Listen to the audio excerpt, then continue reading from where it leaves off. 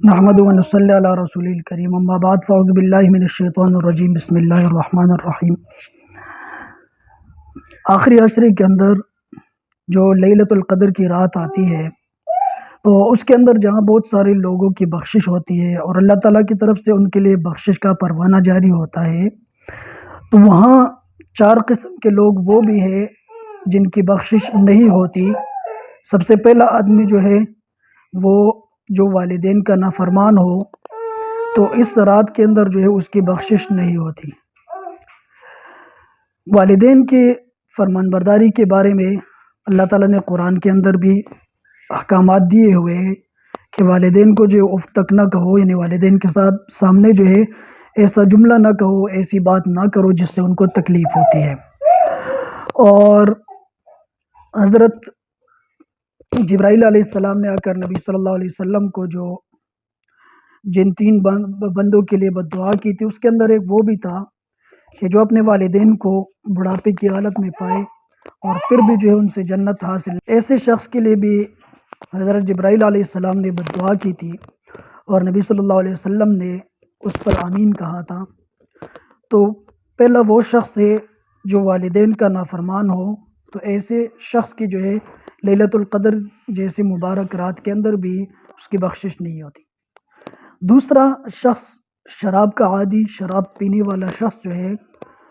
اس کی بخشش نہیں ہوتی۔ شراب جیسے باقی چیزیں جو ہے وہ حرام ہے،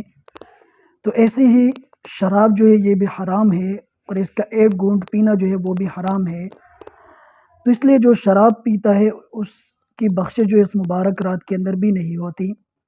نبی صلی اللہ علیہ وسلم کا فرمان ہے کہ میرے امت میں آخری زمانے میں ایسے لوگ آئیں گے جو شراب پئیں گے اور اس کو دوسرا نام دیں گے، اور ان کے سامنے جو ہے ناچنے والی اور گانے والی عورتیں ہوگی۔ اللہ تعالیٰ ایسے لوگوں کو زمین کے اندر جو ہے دنسا دیں گے۔ تو شراب جو ہے اس کا ایک گھونٹ پینا بھی جو ہے، ایک قطرہ پینا بھی جو ہے وہ حرام ہے، اور شراب کی حرمت کا علم جو ہے وہ بھی حاصل کرنا جو ہے فرض ہے، اور اس کے حرمت کے بارے میں جاننا جو ہے وہ بھی فرض ہے۔ تو اس لیے شرابی جو ہے اس کی بخشش جو ہے اس رات کے اندر نہیں ہوتی۔ شراب چونکہ شروع اسلام کے اندر حلال، اس کے اوپر حرمت کا حکم نہیں لگا تھا، تو مباح تھا اس کا پینا، لیکن آہستہ آہستہ جو ہے وہ قرآن نے احکامات جاری کیے اور شراب جو ہے اس کو بالکل قطعی طور پر جو ہے حرام کر دیا۔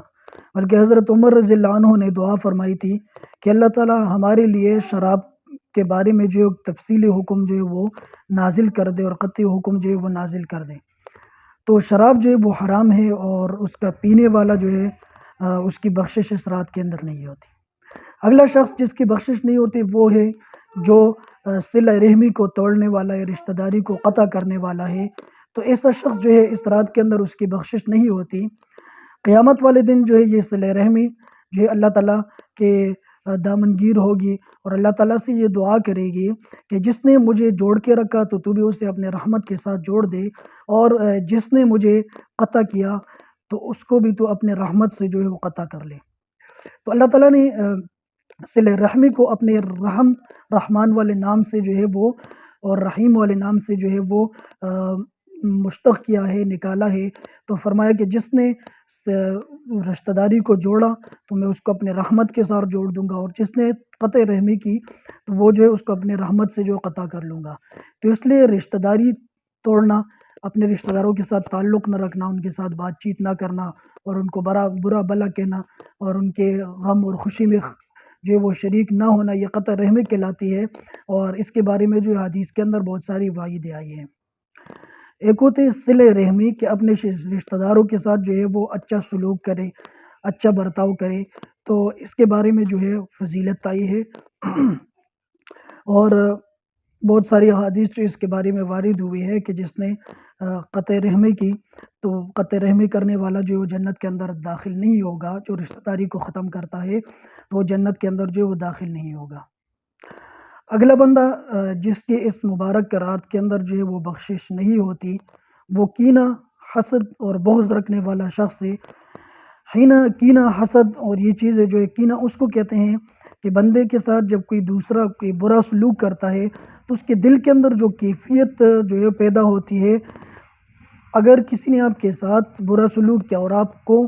اس سے بدلہ لینے کی قدرت نہیں ہے، طاقت نہیں ہے، تو آپ کے دل کے اندر جو بات پیدا ہوتی ہے اس کو کینہ کہتے ہیں۔ اور حسد اور بغض یعنی دوسروں کو جو ہے وہ برا بھلا کہنا، اور دوسروں کے لیے دل کے اندر جو ہے وہ برا چاہنا، اور دوسرے کی نعمتیں جو ہے اس کو چھین لے کہ اللہ تعالیٰ ان سے یہ نعمتیں چھین لے، تو یہ حسد بغض کینہ رکھنے والا شخص جو ہے اس کی بھی اس رات کے اندر بخشش نہیں ہوتی۔ تو وہ 4 شخص تھے جن کی اس مبارک رات کے اندر بھی جو ہے وہ بخشش نہیں ہوتی۔ تو اس لیے یہ ساری کی ساری جو ہے وہ